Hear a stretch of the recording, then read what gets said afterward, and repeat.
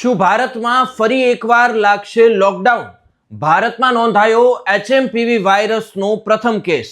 HMPV વાયરસને લગતી બધી જ માહિતી માટે આ વિડીયોને અંત સુધી નિહાળશો. તો હવે આ એચએમપીવી વાયરસે અમદાવાદમાં પણ દેખા દીધી છે. અમદાવાદમાં 2 મહિનાના એક બાળકનો ટેસ્ટ પોઝિટિવ આવ્યો છે. આ બાળકનો પરિવાર મોડાસા નજીકના એક ગામનો રહેવાસી છે. ત્યારે આ બાળકની તબિયત લથડતા તેને અમદાવાદના ચાંદખેડાની ખાનગી હોસ્પિટલમાં દાખલ કરાયું હતું. અહીં તેની સારવાર ચાલુ છે અને હાલત સ્થિર છે. ત્યારે આ અંગે અમદાવાદ મ્યુનિસિપલ કોર્પોરેશનના આરોગ્ય વિભાગના અધિકારીએ પણ જણાવ્યું હતું કે આ બાળકને 24 ડિસેમ્બરના દાખલ કરાયું હતું અને 26 ડિસેમ્બરે તેનો રિપોર્ટ આવ્યો હતો. પરંતુ આ અંગે હોસ્પિટલે અમદાવાદ મ્યુનિસિપલ કોર્પોરેશનને જાણ જ નહોતી કરી. તેથી હવે હોસ્પિટલ સામે પણ કાયદેસરના પગલાં લેવામાં આવશે. અત્રે ઉલ્લેખનીય છે કે આ પહેલા કર્ણાટકમાં 3 અને 8 મહિનાના 2 બાળકોનો એચએમપીવી પોઝિટિવ આવી ચૂક્યો છે. નમસ્કાર, આપ જોઈ રહ્યા છો અવર રાજકોટ અને હું છું આપની સાથે ORJ દક્ષિણી. એચએમપીવી વાયરસ શું છે? આ વાયરસના લક્ષણો કેવા પ્રકારના છે તેના વિશે થોડી માહિતી મેળવી લઈએ. આ વાયરસના લક્ષણો સામાન્ય રીતે શરદી ખાંસી જેવા જ હોય છે. સામાન્ય કિસ્સાઓમાં તે ઉધરસ અથવા તો ગળામાં ખરાશ થતી હોય છે. વહેતું નાક અથવા તો ગળામાં દુખવાનું પણ કારણ બનતું હોય છે. નાના બાળકો અને વૃદ્ધોમાં એચએમપીવી ચેપ ગંભીર હોઈ શકે છે. આ વાયરસ નબળી રોગ પ્રતિકારક શક્તિ ધરાવતા લોકોમાં ગંભીર બીમારીનું કારણ બની શકે છે. ત્યારે પાડોશી દેશ ચીનમાંથી આ વાયરસ ભારતમાં પણ હવે પ્રવેશ કરી ચૂક્યો છે. બેંગલુરુની એક હોસ્પિટલમાં 8 મહિનાની બાળકીમાં એચએમપીવી વાયરસ મળી આવ્યો છે, જેની ગંભીરતાને ધ્યાનમાં લેતા દિલ્હીના મેડિકલ અધિકારીઓએ એડવાઇઝરી પણ જાહેર કરી દીધી છે. સ્વાસ્થ્ય વિભાગે કહ્યું છે કે અમે અમારી લેબમાં તેનો ટેસ્ટ નથી કર્યો. એક ખાનગી હોસ્પિટલમાં આ વાયરસના કેસની પુષ્ટિ થઈ છે. ખાનગી હોસ્પિટલના આ રિપોર્ટમાં શંકા કરવાનું કોઈ પણ કારણ દેખાતું નથી. ત્યારે ઉલ્લેખનીય છે કે એચએમપીવી સામાન્ય રીતે બાળકોમાં ડિટેક્ટ થાય છે. તમામ ફ્લૂ સેમ્પલમાંથી 0.7% એચએમપીવીના હોય છે. ત્યારે આ વાયરસનો સ્ટ્રેન શું છે તે અંગે હજુ સુધી જાણી શકાયું નથી. કઈ કઈ દવાઓ ઉપલબ્ધ રાખવા માટે નિર્દેશ કરવામાં આવ્યો છે? એચએમપીવી વાયરસની સારવાર માટે ઓક્સિજનની સાથે સાથે પેરાસિટામોલ, એન્ટીહિસ્ટામાઇન, બ્રોન્કોડાયલેટર્સ અને કફ સિરપની ઉપલબ્ધતા સુનિશ્ચિત કરવા માટેનો નિર્દેશ આપી દેવામાં આવ્યો છે. ઉલ્લેખનીય છે કે integrated disease surveillance programme, national control disease centres અને WHOની અપડેટ અનુસાર 2 જાન્યુઆરી 2025 સુધીના આંકડાઓ અનુસાર આ વાયરસ સંબંધિત કેસોમાં કોઈ ખાસ વૃદ્ધિ જોવા નથી મળી. કોરોના મહામારીનો ભયાનક સમયગાળો શરૂ થયાના 5 વર્ષ પછી ચીનમાં વધુ એક નવા વાયરસના સંક્રમણના મામલાઓ સામે આવી રહ્યા છે. ત્યારે આ નવો વાયરસ ખાસ કરીને 14 વર્ષથી ઓછી ઉંમરના બાળકોને પ્રભાવિત કરી રહ્યો છે. ચીનના પાડોશી દેશોની નજર આ સ્થિતિ પર છે. ભારતના સ્વાસ્થ્ય સેવાના મહાનિર્દેશકનું પણ કહેવું છે કે હજુ ચિંતા કરવાનું કોઈ કારણ નથી. જ્યારે ભારતના સ્વાસ્થ્ય અને પરિવાર કલ્યાણ મંત્રાલયે DGSHની અધ્યક્ષતામાં કોમન મોનિટરિંગ ગ્રુપની એક બેઠક પણ બોલાવી હતી. એ દરમિયાન વિસ્તૃત ચર્ચા પછી કેટલાક બિંદુઓ પર સહમતિ પણ બની હતી. ચીનમાં ફ્લૂની સિઝનને ધ્યાનમાં રાખતા આ સ્થિતિ અસામાન્ય નથી.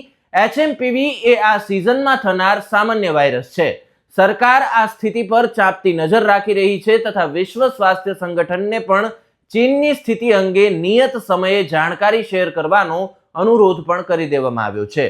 તાજેતરમાં એવા ઘણા બધા વિડીયો સોશિયલ મીડિયા પર શેર કરવામાં આવ્યા હતા, જેમાં ચીનની હોસ્પિટલમાં મોટી સંખ્યામાં દર્દીઓ જોવા મળ્યા હતા.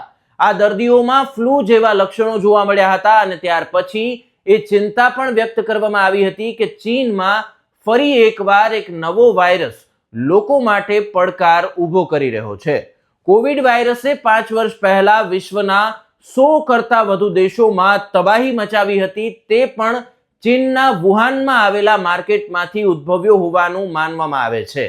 ચીનની સરકાર દ્વારા જાહેર કરવામાં આવેલા નિવેદનના આધારે રોયટર્સે પોતાના અહેવાલમાં જણાવ્યું હતું કે ડિસેમ્બરના 3જા સપ્તાહમાં ચીનમાં શ્વાસ સંબંધી બીમારીઓથી પીડિત લોકોની સંખ્યામાં ઝડપથી વધારો નોંધાયો છે. આ રિપોર્ટ અનુસાર નોંધાયેલા કેસો પૈકી રાઇનો વાયરસ અને હ્યુમન મેટાન્યુમો વાયરસ એટલે કે એચએમપીવીના ચેપના વધુ કેસો છે. ત્યારે ઉત્તરીય પ્રાંતોમાં ચેપના વધુ કેસો નોંધાયા છે અને 14 વર્ષથી ઓછી ઉંમરના બાળકોમાં સંક્રમિતોની સંખ્યા ખૂબ જ વધારે છે. રિપોર્ટ અનુસાર હ્યુમન મેટાન્યુમો વાયરસના સ્ત્રોત વિશે હજુ સુધી પણ કોઈ જાતની માહિતી નથી મળી. દિલ્હી સર ગંગારામ હોસ્પિટલના બાળરોગ વિભાગના ડોક્ટર સુરેશ ગુપ્તાએ સમાચાર એજન્સી પીટીઆઈને જણાવ્યું હતું કે આ કોઈ નવો વાયરસ નથી. તેમણે કહ્યું હતું કે માનવીઓ 20 વર્ષથી તેના વિશે જાણે છે. શિયાળાની ઋતુમાં તેના ચેપના કિસ્સાઓ જોવા મળતા હોય છે. તેને ફ્લૂ વાયરસ જેવું પણ કહેવામાં આવે છે. ડોક્ટર સુરેશ ગુપ્તા કહે છે કે તેના માટે સામાન્ય રીતે શરદી અને ઉધરસ માટે વપરાતી જે દવાઓ છે એ જ આપવામાં આવતી હોય છે અને બીમાર વ્યક્તિને આરામ કરવાની સલાહ પણ આપવામાં આવે છે. તેઓ કહે છે કે મોટાભાગના કિસ્સાઓમાં તેના ચેપને કારણે હોસ્પિટલમાં દાખલ થવાની સલાહ આપવામાં આવતી નથી. તો ખાસ કરીને હવે આ વાયરસની સામે રક્ષણ મેળવવા કઈ કઈ બાબતોનું ધ્યાન રાખવું, તો ભારતીય આરોગ્ય સેવાઓના મહાનિર્દેશક ડોક્ટર અતુલ ગોયલના જણાવ્યા અનુસાર આ રોગને લઈને કેટલીક સાવચેતીઓ રાખવી જરૂરી છે, જેમાં HMPV વાયરસથી સંક્રમિત વ્યક્તિ અથવા તો કોઈને શરદી હોય તો તેનાથી અંતર રાખવું, ખાંસી કે છીંકતી વખતે મોં પર રૂમાલ કે કપડું રાખવું, ઉધરસ અને છીંક માટે અલગ રૂમાલ અથવા તો ટુવાલનો ઉપયોગ કરવો. થોડા કલાકો પછી તેને સાબુથી ધોઈ લો. જો તમને શરદી હોય તો માસ્ક પહેરો, ઘરે રહો અને આરામ કરો. અમેરિકી સરકારના CDC અનુસાર ઓછામાં ઓછું 20 સેકન્ડ સુધી સાબુ અને પાણીથી હાથ ધોવા જોઈએ. તમારા વાસણો જેમ કે કપ, પ્લેટ અથવા તો ચમચી એકબીજા સાથે શેર ન કરવા જોઈએ. અત્યાર સુધી આ વાયરસ માટે કોઈ પણ એન્ટીવાયરલ દવા કે ન તો કોઈ રસી બનાવવામાં આવી છે. ડોક્ટરો કહે છે કે આ માટે સામાન્ય રીતે શરદી કે તાવની દવાઓ જ આપવામાં આવતી હોય છે.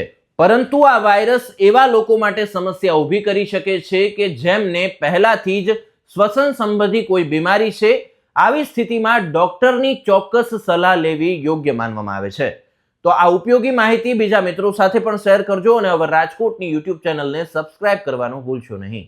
નમસ્કાર.